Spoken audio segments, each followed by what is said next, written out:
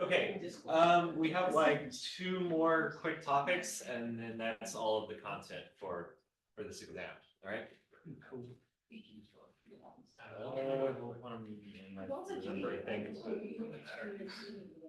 Okay.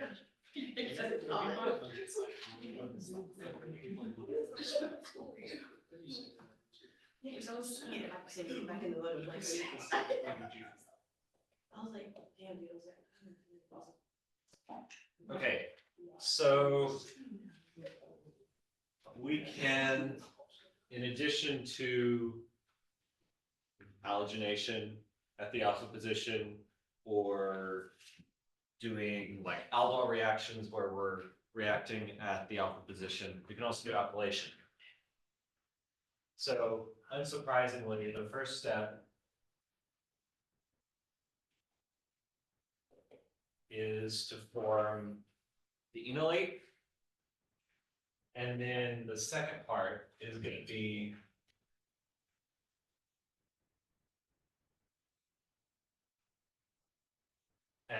just an SN2 reaction at an alkyl halide.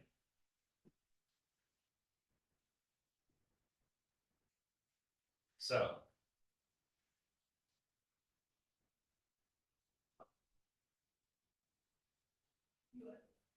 if we have an aldehyde or a ketone, first step is going to be to form enolate. So we need our alpha hydrogen. And we're going to use a base. And again, I'm going to use a generic base. We're going to talk about how to pick which base to use in a second here. So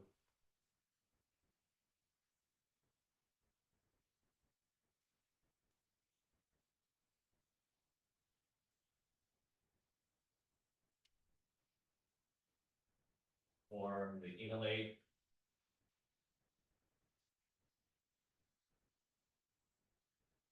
That.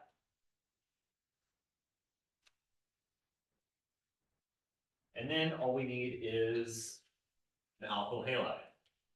So in this case, I'm going to use methyl iodide.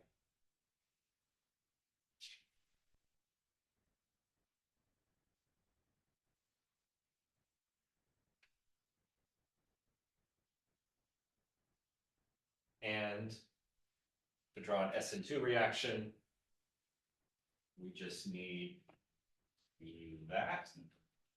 And then have our leaving group, the iodine, come off.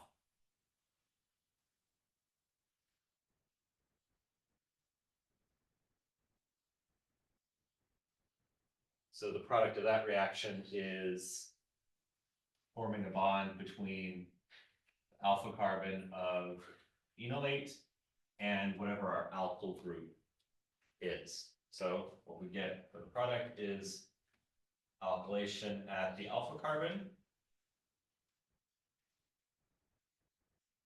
which should look like that. And then we have I minus also.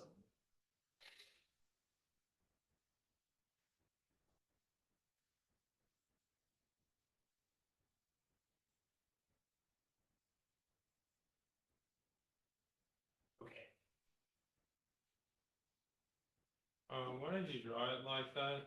Like, why did you draw it like a branch to a CH3 instead of just drawing like a methyl branch? Like this? Yeah. No reason. Because I drew out a C and 3 H's here, but yeah.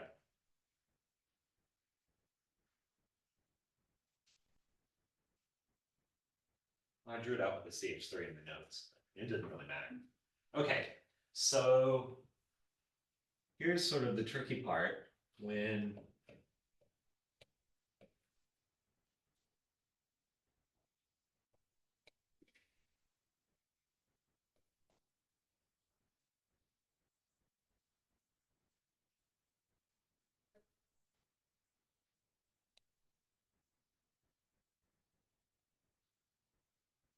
on that example, the ketone was symmetrical, and so it didn't really matter if we put the methyl group on the right or the left. But here it is gonna matter, so we've got that hydrogen with an alpha hydrogen, and then those two over there. Those are different. And so the way we control which is chosen is by using sodium hydride or LDA. So if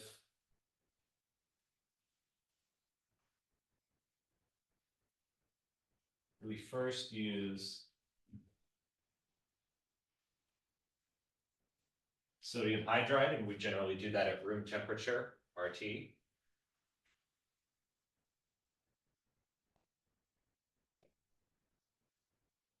And then we add methyl iodide.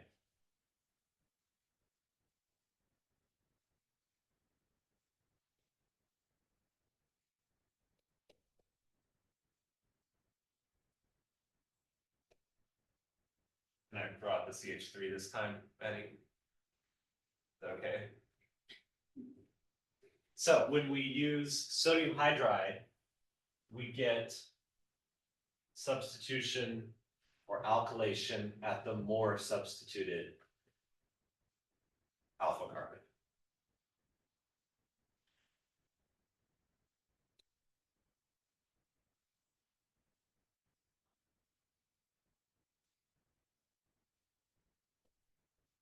We use LDA, and this is typically done at much colder temperatures, -78. Anybody know why -78? Very specific temperature. That's when it's stable.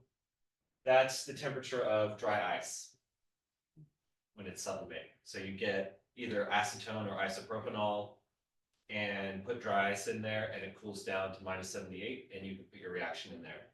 And so whenever you see -78, that means a dry ice bath. It's just because it's convenient.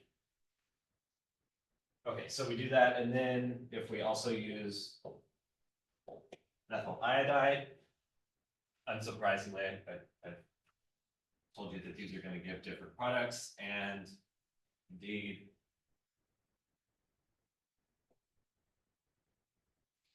this time we get alkylation at the less substituted carbon. So the explanation for this, sodium hydride has sodium plus, which doesn't really matter, and H minus. LDA is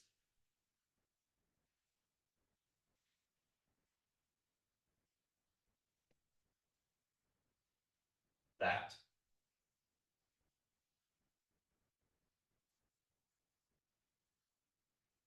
Any guesses as to why, well, look at this from the perspective of LDA, this is more interesting.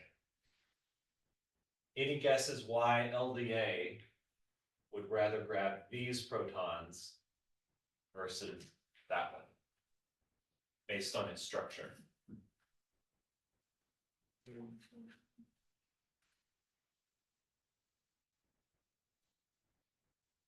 Has two free pairs of electrons. It does have two free pairs of electrons. That actually doesn't have anything to do with it in this case, but look at the substitution level of these two carbons. This one has 3 non-hydrogen substituents, and this one has 2. So this carbon is more sterically hindered than the one on the left. And the difference between these two, I mean, obviously the atom is different, hydrogen versus nitrogen. But this space, hydride, is about as literally as small as you can possibly get hydrogen. But with all of this decoration here,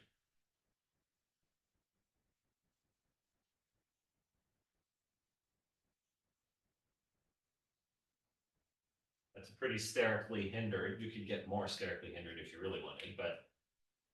And so for that reason.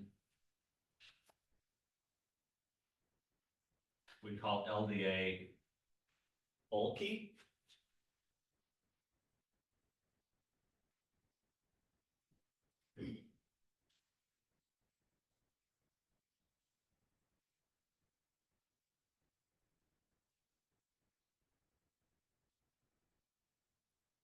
And so it's going to deprotonate the less hindered carbon atom.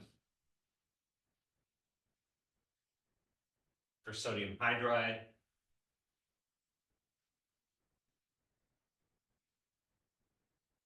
it's more important to remember this, the LDA stuff, and to just have sodium hydride be the other option. But if you like, sodium hydride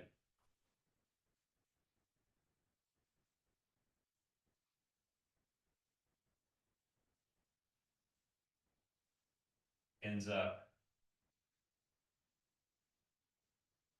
giving you more substituted CC double bond in the enolate, because when we deprotonate here, that ends up forming, well, one of the resonance structures of that enolate is this, and that CC double bond is more substituted. But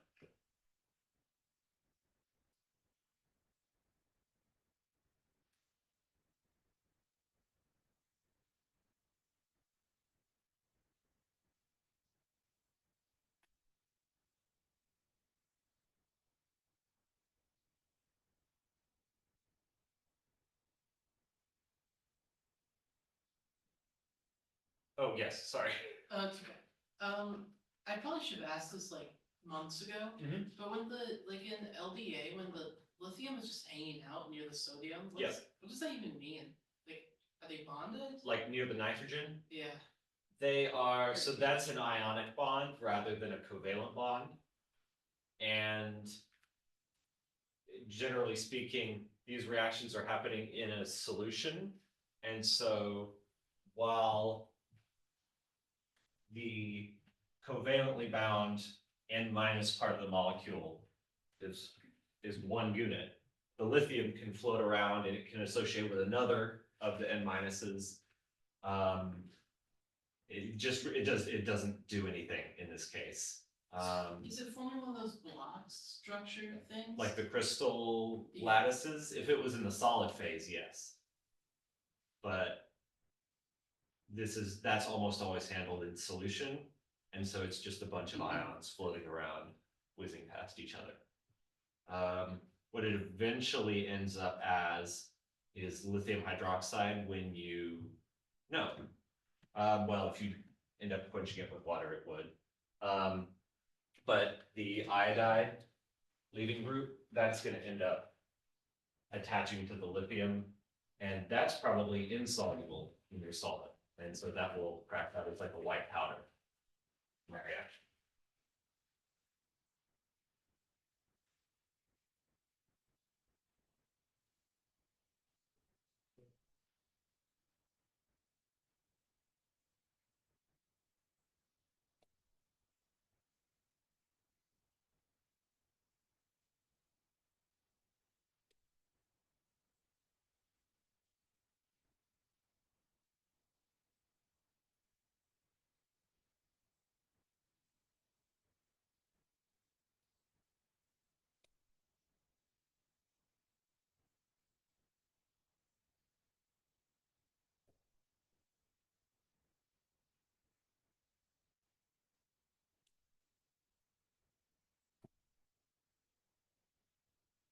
Okay, what are the products of those going to be?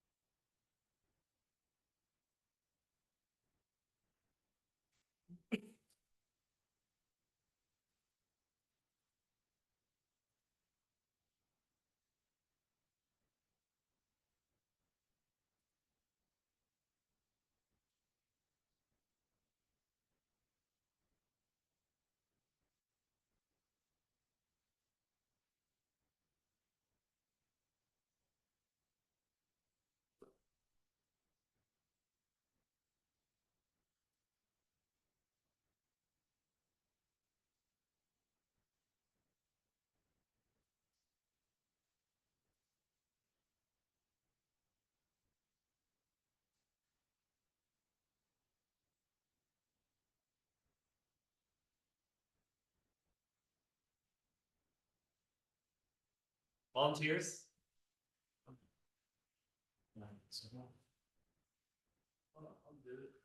You did it last time, Alex. Maybe we should volunteer.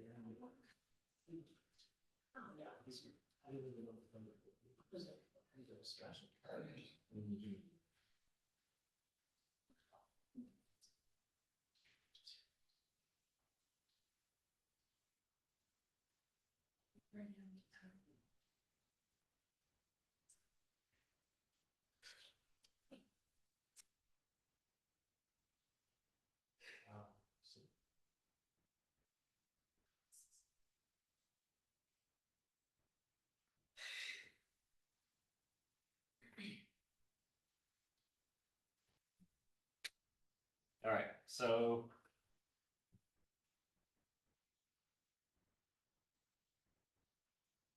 Sodium hydride is gonna deprotonate at the carbon atom that'll give you the most stable CC bond, or the most substituted CC bond.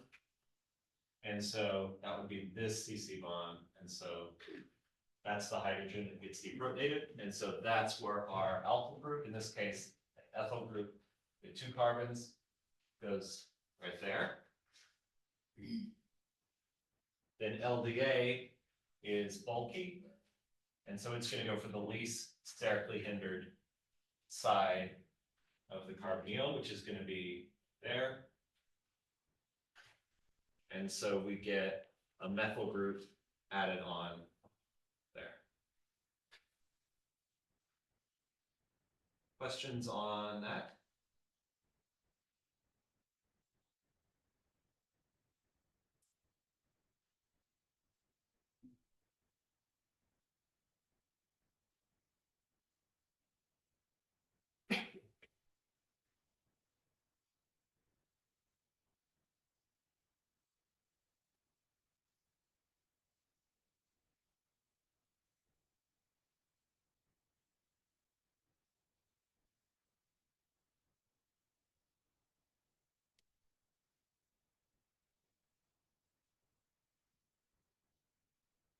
Okay, so as a reminder,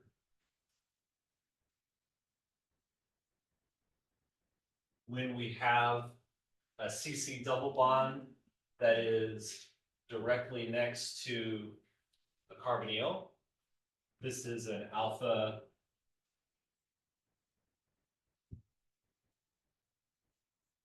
beta unsaturated carbonyl, or ketones in this case. And the molecule is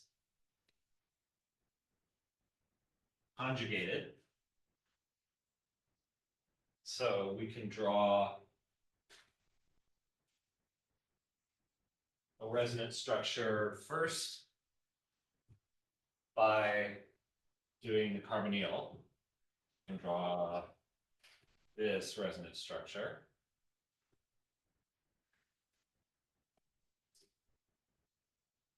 Like that. Got a positive charge on that carbon. And then kind of like we did with the HBr addition to dienes and stuff, you can draw a resonance structure like that.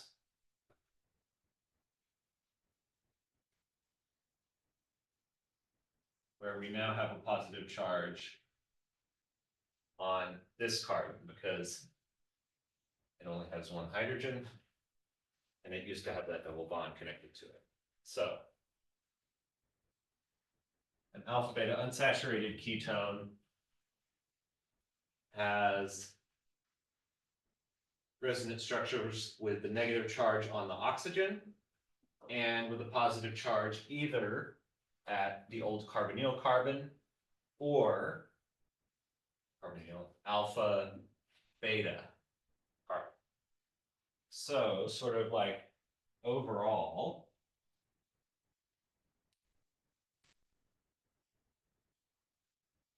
we've got delta minus at the oxygen, not a surprise. We've got delta plus at the carbonyl carbon. And we've also got delta plus at the beta part. We might as well switch to Greek at this point. So that means that alpha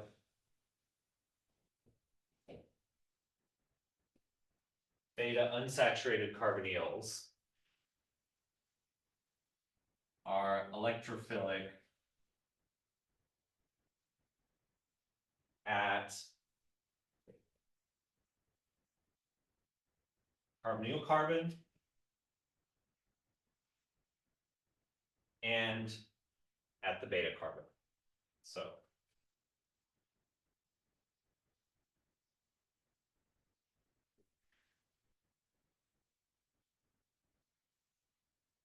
those two delta positive sites are electrophilic.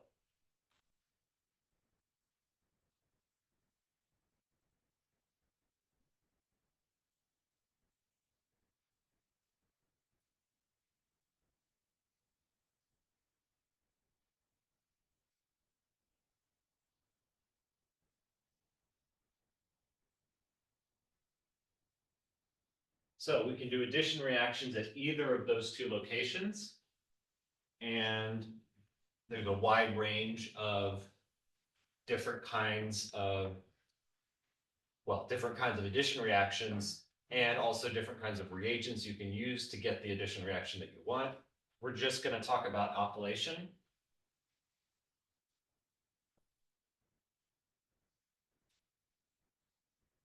Because alkylation is fun. So again, like that previous example, we have two options to get selectivity. If we want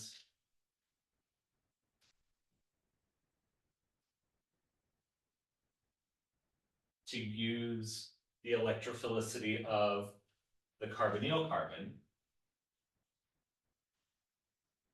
then we already know how to do this. You just ignore the CC double bond and you use maybe a Grignard reagent.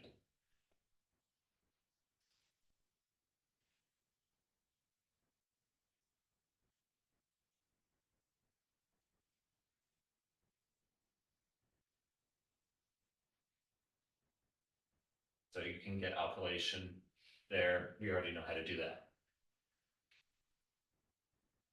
So this is formally 1,2 addition. And the reason it's 1,2 addition is because we've added the R group and the hydrogen. And the relationship between those two, or the atoms that they're attached to, the oxygen and the carbon, is 1 and 2. It'll make more sense in a second when we do 1,4 addition. So now let's say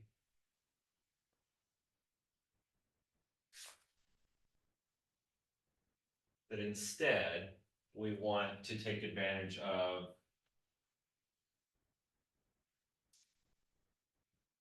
the beta carbon.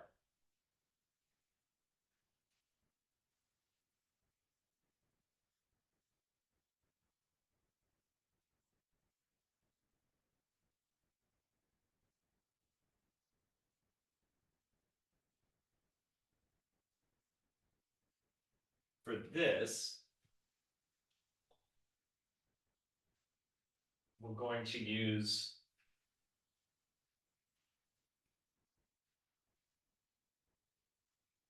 an organometallic compound called a Gilman reagent. And a Gilman reagent is based on copper.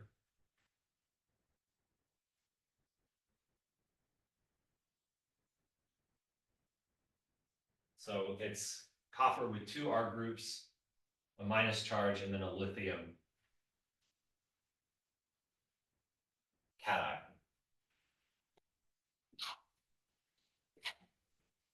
So the way you'll see that written is R2CuLi.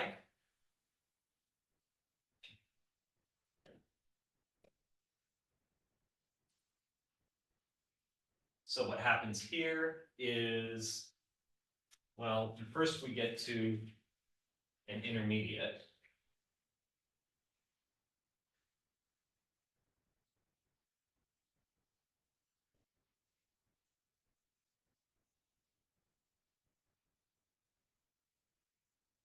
And that intermediate looks like this.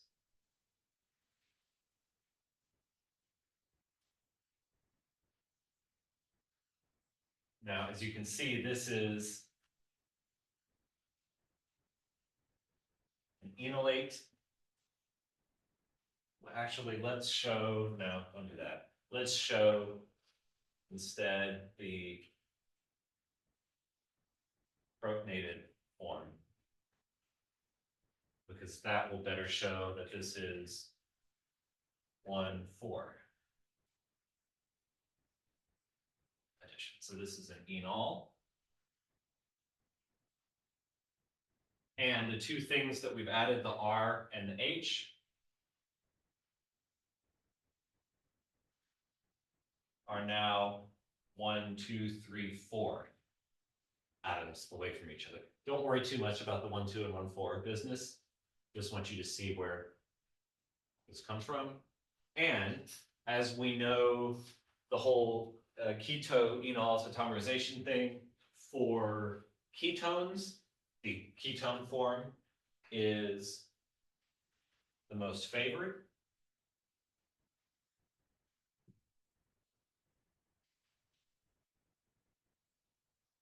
And so that is going to be our final product. Essentially, all we've done here, it looks kind of like we've just added across the double bond because essentially that's what we've done. Just goes through this sort of extra process. So we can make, with Grignard reagents, we can put the R group here and we get an alcohol, right? So this still gives you a tertiary alcohol. And then if we use a Gilman reagent, we essentially, for the, at least for the purposes of predicting the products, we ignore the ketone and just add across that double bond. Now, of course, the important thing here is to notice that, or at least make sure to count your number of carbons, and to make sure that the R group ends up on the beta carbon and not the alpha carbon, which also has the double bond going to it.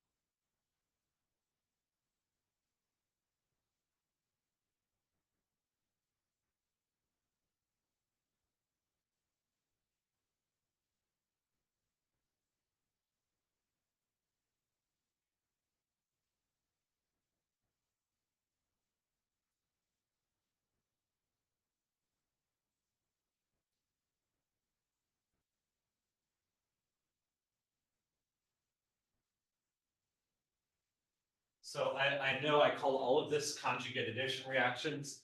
Generally, when we do this Grignard thing, we don't really call it conjugate addition because we're not it's not relying on the conjugation. And so if you hear somebody say conjugate addition,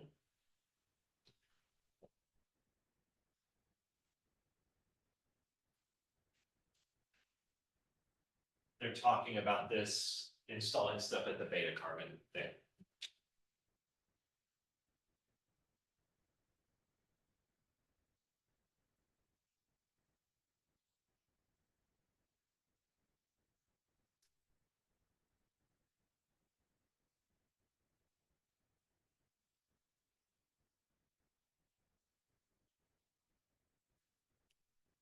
Okay, so for this one, what carbon are we going to add to? The alpha. Yeah, carbonyl carbon, because this is a Grignard reagent. That double bond's gonna stay the same, and what alkyl group is added? pH. Yeah, pH.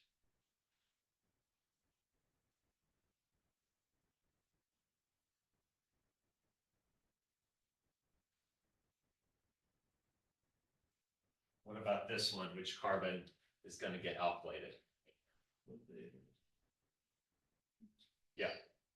So carbonyl carbon alpha beta. And so what's our alkyl group?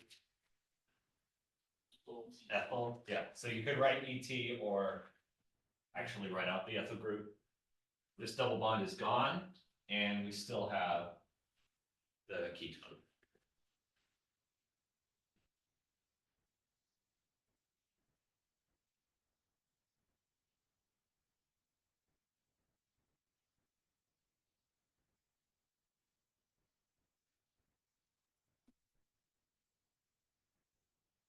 Questions on conjugate addition? Okay, so on Friday, you are welcome to come and work on practice, but we'll have no new material on Friday. And then we'll exam on Monday, right? Yep. Yes, 7.